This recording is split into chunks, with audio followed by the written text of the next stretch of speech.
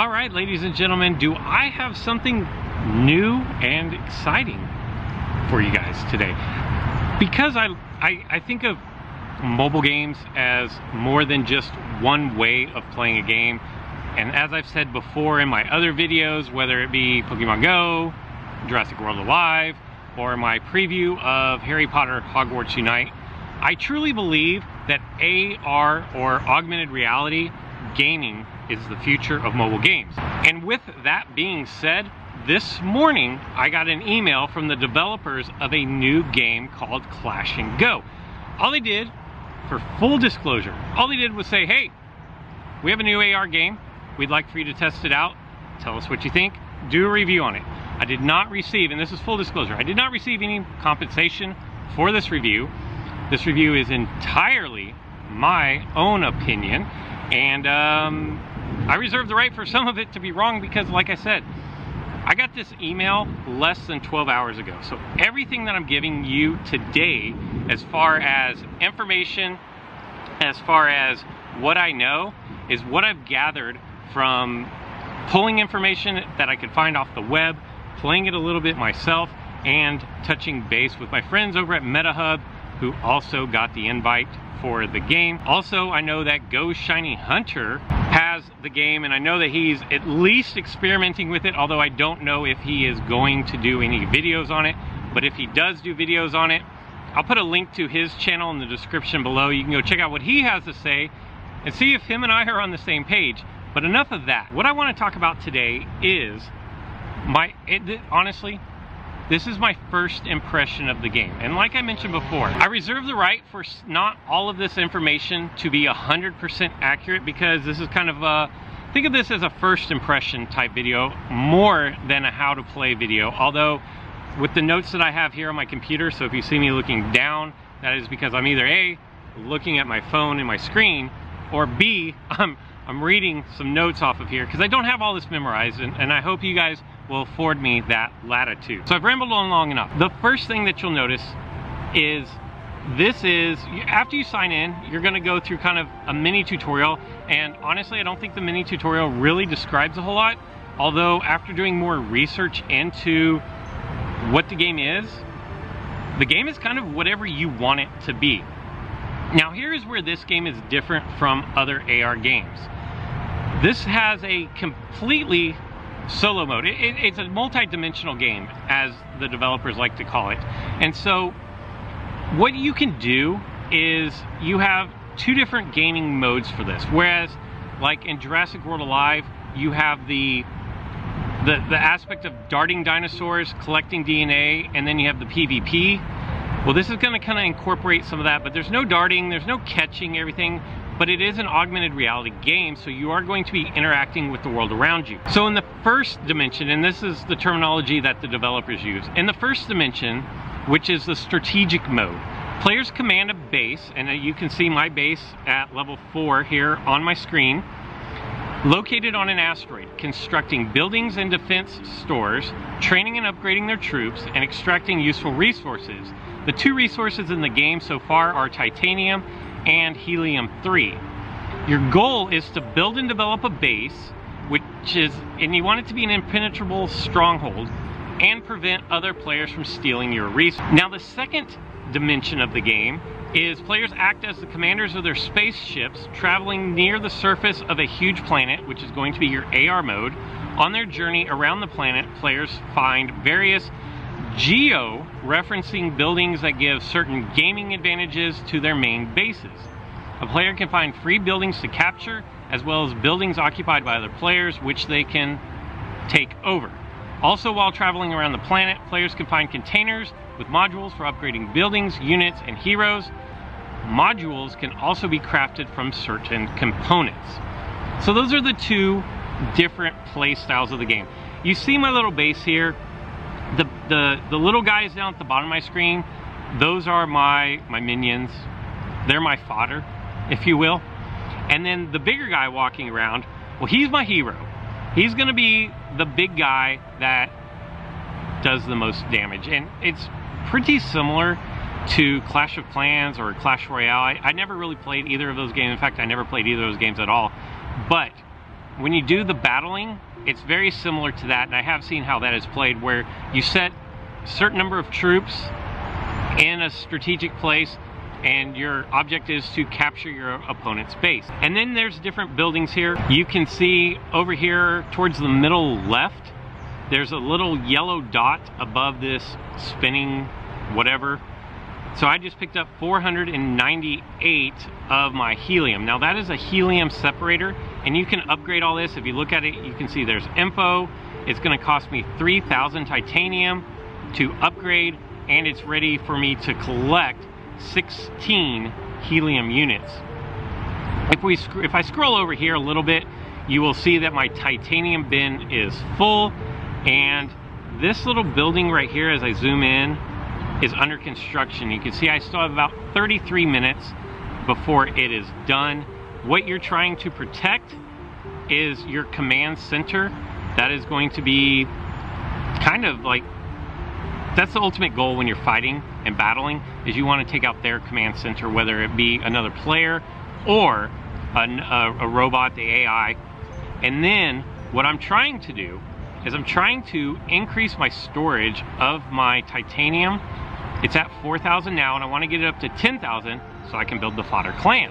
Now, moving on from there, and the one thing that I will say that I don't necessarily like, and it's going to be rather difficult for creating content on the game, is when I'm looking at my base, I'm in landscape mode on the game. But when I switch over into the AR mode, it becomes portrait mode, and so I don't really know how I'm going to navigate that for creating content. But just a quick look around, you will see that there's all kinds of things to interact with out in the wild. I haven't noticed what they're necessarily attached to. It looks like I'm close enough to this builder's tower, and as you can see, it increases the efficiency of all builders by 5%. Let's see what happens. If I hit capture, now it is mine. There are all kinds of things. This tower right here is a pillar of eternity. I've already received a fragment from this pillar of eternity, but there are 9 fragments on here, and there's a treasure chest of some kind, and I don't know what it is because I haven't gotten to that point yet. But I'm kind of veering off of what the script is. But as you can see, there's something in the middle of the freeway that's probably not super safe. But I'm gonna get back to my notes here so that this will be a more coherent video. So your home base, and this home base has significantly more defenders. There's a lot more going on the base that I'm looking at, which is just a screen cap. It shows 355,500 titanium being available, so it's a way higher level. I don't even know what level this is at, but it's pretty cool. It's way higher than level 4, which I'm at. But what it says is, this is your main property. And here the player extracts the main resources, constructs and improves buildings, units, and heroes. The base helps to protect buildings captured on the planet. Extract antimatter, which is your in-game currency. It's the antimatter. It's this, in the top right corner, it's the purple that I have 256 of. Or improve the characteristics of buildings on the same base. The nature of your buildings are going to be either resources, mines, and resource storages. My storage for my titanium is full. My storage for my helium is full. Army, you're going to have a military plant. You're going to have a training camp. You're going to have a nano robot factory, a science lab, and my hero's outpost. This is my hero's outpost right here. And defense is going to be walls, cannons, air defense, mines, and traps. I have 2 cannons set up. I have a little mini wall. And I have no idea if my base is set up with any kind of, I don't know. I have no idea. The way that you train your army is you click on one of these military plants, and then you tap on the train, and it looks like I have a new type of army figure that I can train. As you can see over there on the left, I have 13 of 60. I'm just gonna load up on these because they look pretty powerful. So this is a giant. It'll tell you about the damage, the life, the cost, the time it takes to build these, the target, the attack types, the target types, the size, and the speed. They're rather costly. Then I have, if I go with my, I don't know how to make them, I have fighters, which are going to be little ground units, and then these guys, they shoot. They shoot from a distance. I do have 2 construction shops built. I don't know if that was a good use, but you're going to take your construction shops and upgrade facilities. This is going to cost me 1,000 helium, so I'm going to upgrade my military plant as well. I probably should have upgraded my titanium storage or something else. You're going to have 5 different types of units. They're going to be engineers, ground forces, air forces, a medic, and then your hero. And your units can be upgraded. If I tap on my hero, you can see that I have different things that I've picked up off containers that you find randomly in the wild, in nature, and I've put in those so that my hero does more damage. Basically, I mean, that's kind of it as far as everything goes for a first look. Like, there's way more to go into, and as I learn more, I will definitely go into more. I will say that the game is really fun. I'm not gonna lie, the game is really fun. It does take a minute to figure out what the heck everything's doing, and I will say that by no means do I have even a fraction of it figured out yet. Your antimatter is going to be the in-game currency. In addition to basic game resources such as titanium and helium, the game uses antimatter. Antimatter is going to be how you pay to win. You can speed up the process. If I look at this training base that I just started leveling up, for 6 antimatter I can complete it faster. If I go look at my army here, I can complete the training for antimatter. And then you have modules, which are artifacts. Modules are an original approach to the issue of special objects to improve the characteristics of buildings, units, nanobots, and heroes. The way you get modules is you can collect them in 2 different ways: by finding a container with modules while navigating the Go map, or by disassembling an expandable module into components. You can also buy a set of random modules from the in-game shop. The shop is down in the bottom right, and you can, there's a whole bunch of different things that you can scroll through and find there. And if you are familiar with, it's either Clash of Clans or Clash Royale, maybe they're the same, but what you do is, here's something that's kind of cool.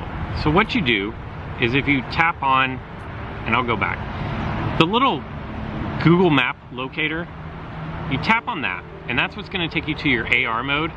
And here's something that's cool. If you hold the game up, you can see I have a star. That's my asteroid. And I can see other players, and I hope you're not looking up my nose here, but you can see other players, and if you swing it around the sky, you can see what is around you as far as galaxies go, and you can battle them. Now, I will say that everybody around me is significantly higher level than me, and what you can do is, down in the bottom left-hand corner, you can hit the fight button, and then you have a single player campaign mode. And what you're gonna do is, in single player mode, you go to the campaign, you tap on attack, and then it's going to show you a map. And this is I don't think this is a real, this is mission 6. So in my opinion, this is single player mode. If I go back by clicking finish battle, I can tap on fight and then search, which is going to cost me 50 titanium. And it's going to find a human opponent for me. I think this is how you do the PvP. So here's Canon 1992's base. You can see that I don't have a whole lot of men ready. My army's not very big. I have 8 of ground units, 3 fighter shooters, and then 3 of the other ones. This base has 3 cannons. I probably don't have enough to fight this, but it looks like we're going to anyways. So here we go. I guess I will drop these guys down here. I probably should have spaced this out better because I only have 3 units left. I'm going to put my hero over here because I think it needs the most help. It looks like I'm going to knock out the 2nd tower. And then the rest of my army is just going to loot Canon 1992's base for resources. And I should have no problem taking out this last cannon. It's pretty weak by this time. And there it goes. So now it's just a free-for-all to loot. The available loot from this base is over on the right, the left-hand side. I have 200 titanium, 200 helium, 42 XP, I guess is what that is. And eventually, I'm gonna do close to 100% damage, but eventually my guys will head into the main base there, knock down the wall, and take out the command center. And that's kind of the point of the PvP. That's also the point of these single player missions. Level 6 has been pretty difficult for me, I'm not gonna lie, but as far as just touching on the basics of this game, I think it's pretty cool. It's definitely unique. It's a nice combination of probably two of the biggest things in mobile gaming. If you think of Clash of Clans and Clash Royale, as I get victory here, my total was just under 1,500 titanium, just over 1,500 helium, 42, I don't know what that is. I don't know what that shield looking thing is. And then my XP of 15. And then you tap on the home button and it will warp me back. I got a new skill unlocked for my hero, which has leveled up to level 3. It now has healing, which is always pretty nice. If my hero took any damage, he would step onto the hero's outpost and regenerate. Because my troops were a use it or lose it type deal, I need to go in and repower up. Not enough space in the training queue. Okay. So I've got plenty of army members left to go there. But what I was saying is Clash of Clans, Clash Royale was huge, and then Pokemon Go came out for the AR mode of playing games, and this kind of incorporates both of them. So I think this has the potential to be a really big hit of a game. I will say, starting off early, I was kind of figuring this out on my own. I don't know of anything going on as far as a help. I haven't found anything like on Discord, so I went ahead and put a channel on my Discord. There's a link in the description below. If you know more about the game and you want to share some information, be sure you join my Discord, and then it'll be down towards the bottom, and share your knowledge. That would be great to know. And like I said, once I get my little citadel, my clan citadel up and running, I will be starting the Fodder clan. If you want to join my clan, I'll figure out some way to do that.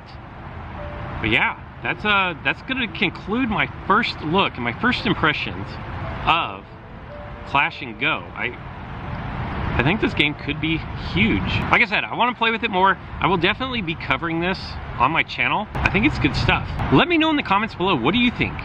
The game is available both Android and iOS, so go to your Google Play Store, your iTunes Store, download the game, give it a try, tell me what you think. Leave a message in the comments, head over to my Discord, let me know what you think about it. Is this something that kind of grabs your attention, or is it just another game as far as you're concerned? I think it's kind of cool. I'm definitely going to put more content for this as I start learning more. I don't know that it's going to be a daily thing. Jurassic World Alive content is not stopping. That will continue to be on my channel as well. But I think this world is big enough for multiple AR games, and I think that this is a great entry into AR games, and I think it's quite a bit different from either Pokemon Go, The Walking Dead, or even Jurassic World Alive. It doesn't feel like either of those games at all. It's definitely not a clone of those games in any way, shape, or form. But that's my opinion. I want to know what your opinion is, so leave a comment below, and I'll see you in the next video.